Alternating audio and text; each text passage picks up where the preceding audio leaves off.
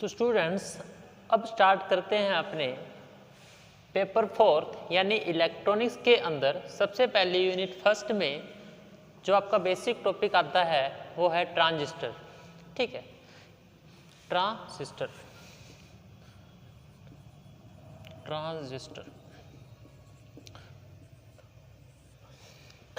देखो इसके बारे में ध्यान से सुनो कि जब किसी डायोड के अंदर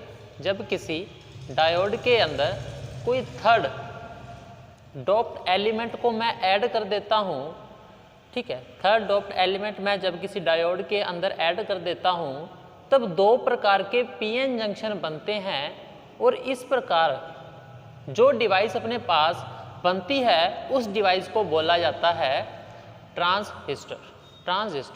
ठीक है, कह सकते हैं कि when third doped element is added in diode, then create 2p-n junction,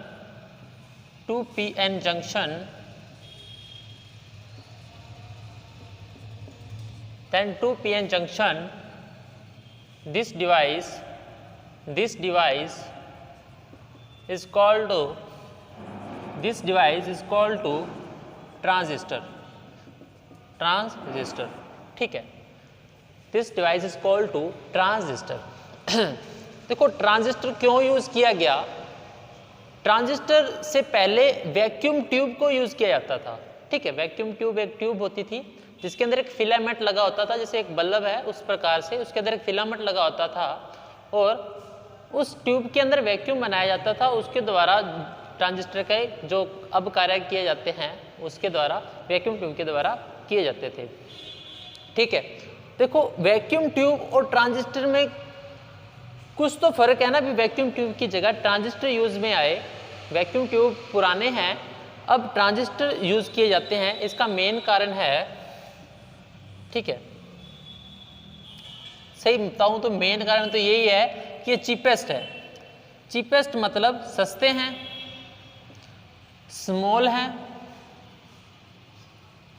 ठीक है, सस्ते हैं, स्मॉल है, लॉन्ग ड्यूरेबिलिटी, लॉन्ग लाइफ भी बोल सकते हैं इसको, लॉन्ग लाइफ, ज़्यादा लंबी लाइफ है इनकी।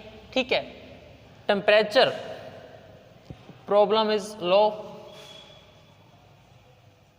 टेम्परेचर प्रॉब्लम क्या हो सकती है? जैसे वैक्यूम ट्यूब्स जो होती थी वो ज़्यादा वोल्टेज पर गर्म हो जाती थी, ज़्यादा हीट प्रोवाइड करती थी, जिससे उनका जो फिलामेंट था जो वैक्यूम ट्यूब के अंदर लगा होता था वो मेल्ट हो जाता था, जिससे वो वैक्यूम ट्यूब ड्रॉप हो जाती थी और जो सर्किट था वो ऑफ हो जाता था। लेकिन ट्रांजिस्टर में ऐसी प्रॉब्लम नहीं आती, ये हाई टेम्परेचर पर भी काम करते रहते हैं। ठीक है, इसके अलावा जो सबसे इसकी मेन प्रॉपर्टी ये है कि ये वीक सिग्नल को, ठीक है, जो वीक सिग्नल होता है अपने पास, वीक सिग्नल को भी एम्पलीट्यूड कर सकता था। ठीक है, वीक सिग्नल को भी एम्पलीट्यूड कर सकता था। जो वैक्यूम ट्यूब था वो वीक सिग्नल पे वर्क ही नहीं करता था, वो सिर्फ हाई सिग्नल पर, जब हाई वोल्टेज पर ही वर्क करता था। मतलब एक ऐसी आइडियल वोल्टेज होनी चाहिए थी वैक्यूम ट्यूब के लिए जिस पे वो वर्क करे। लेकिन ट्रांजिस्टर एक वीक सिग्नल पर भी वर्क करता था और हाई वोल्टेज पर भी अच्छी तरह से ये वर्क करता था। इसके अलावा इसके अंदर कोई भी फिलामेंट नहीं था, या भी ये लिख सकते हो कि नो फिलामेंट प्रॉब्लम्स। ठीक है, no filaments in this device,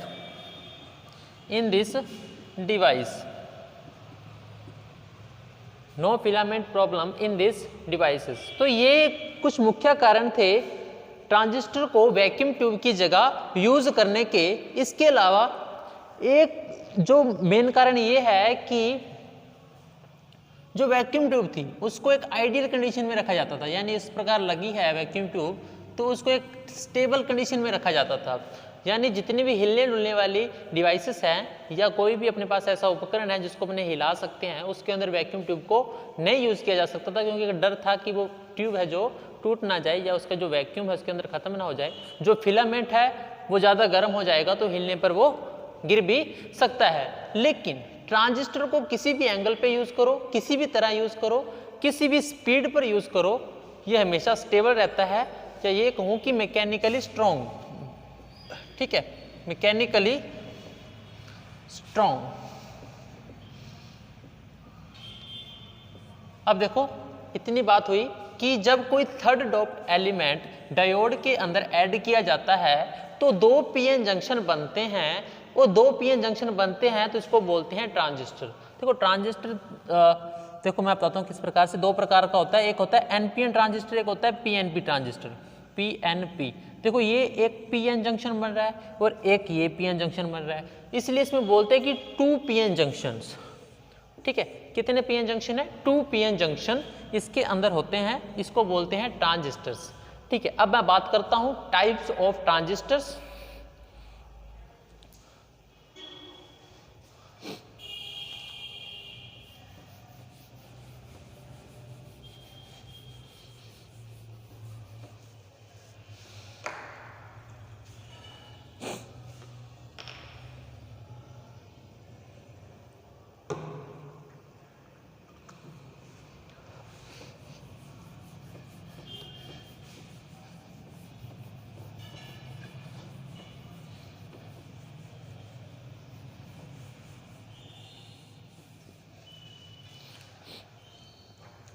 देखो टाइप्स की बात करूं तो 2 प्रकार के ट्रांजिस्टर होते हैं अपने पास, 2 टाइप्स होते हैं इसके।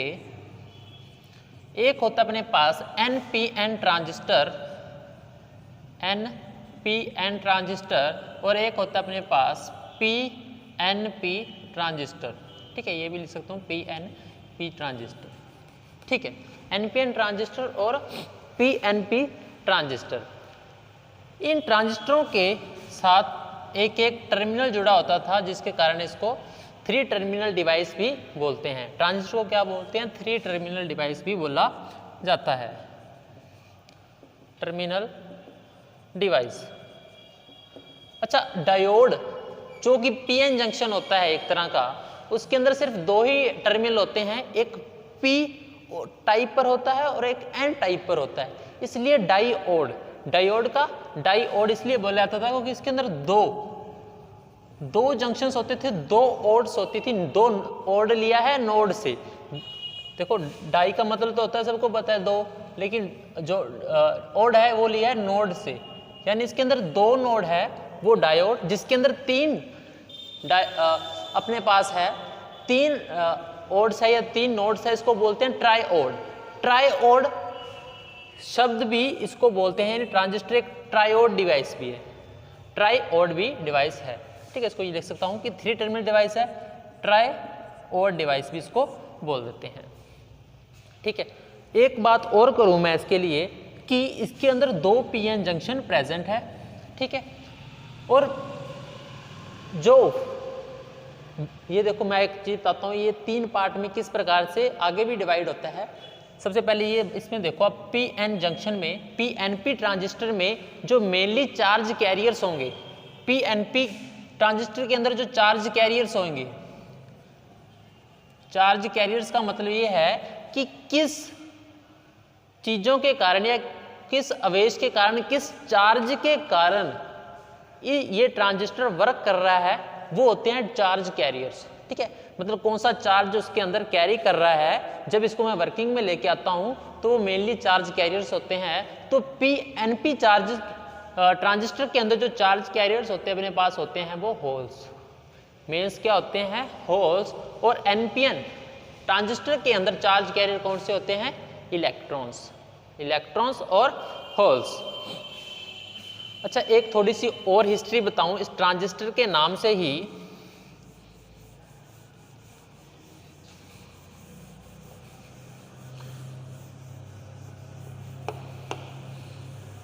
भी इसका नाम ट्रांजिस्टर क्यों पड़ा?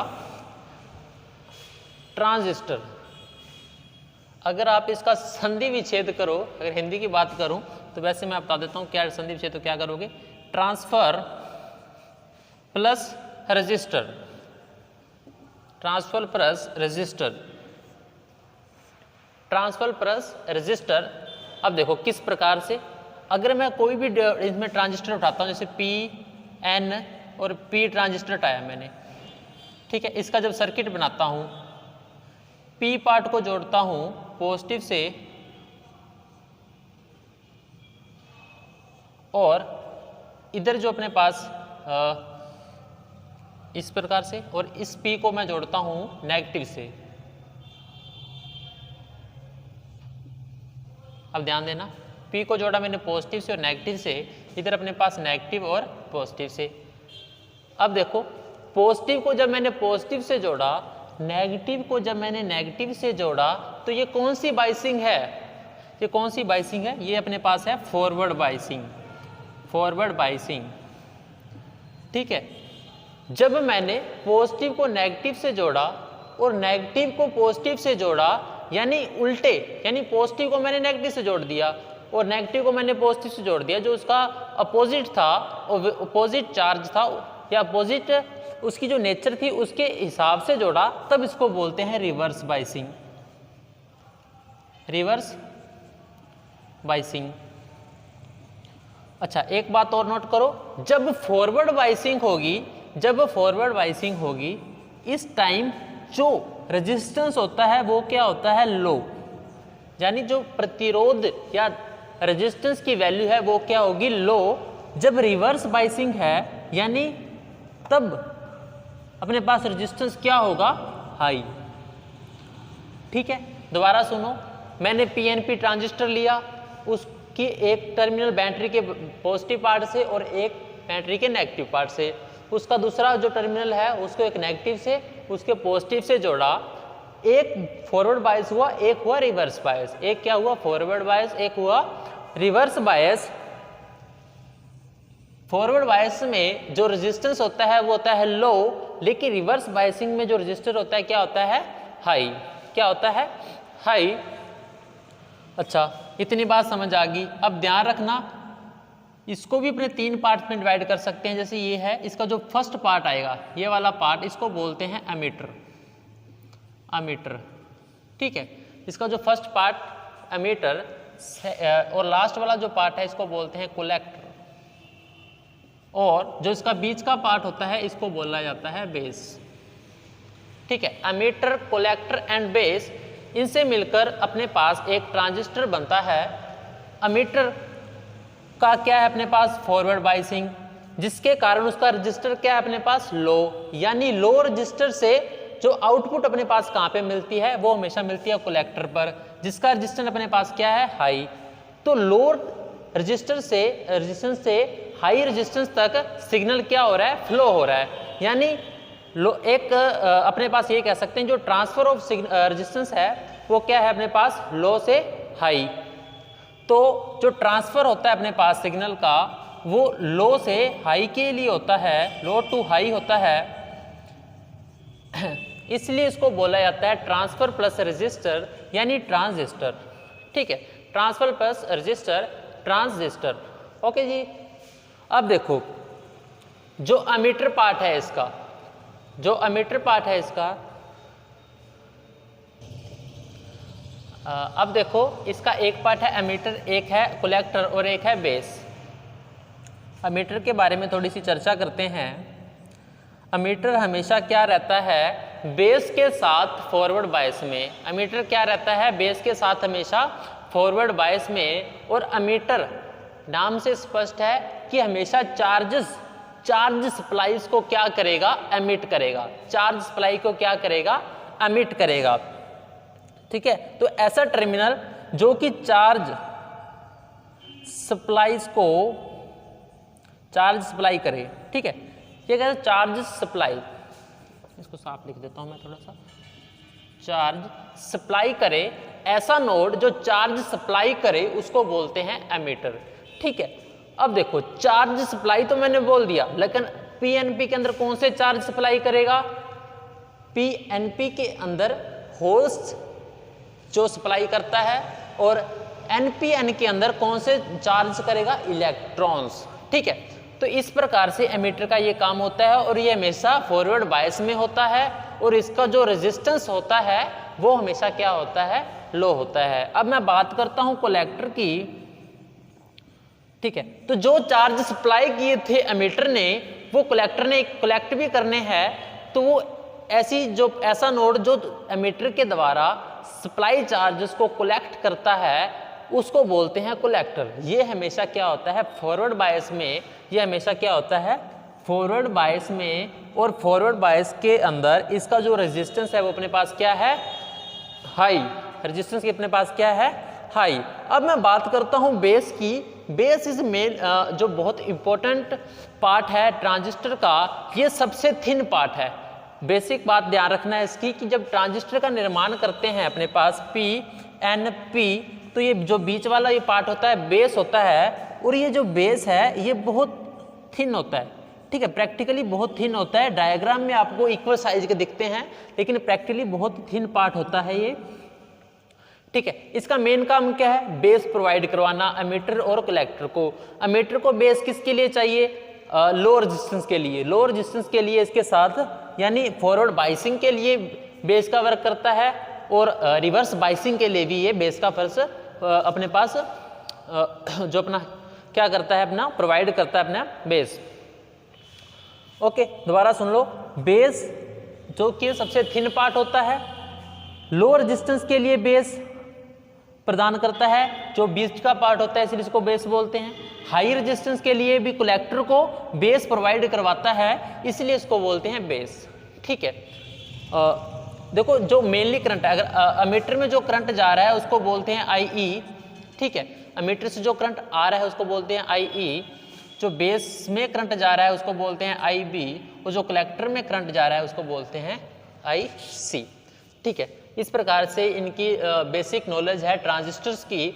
बाकी का पार्ट अपने नेक्स्ट क्लास में करेंगे। अगर कोई डाउट हो तो कमेंट बॉक्स में जरूर करें, और जिसने ये चैनल सब्सक्राइब नहीं किया वो सब्सक्राइब भी कर लें, क्योंकि डेली इस पे वीडियो आने वाली है, नोटिफिकेशन भी आने वाला है। ठीक है, आज के लिए तो काफ़ी है, धन्यवाद।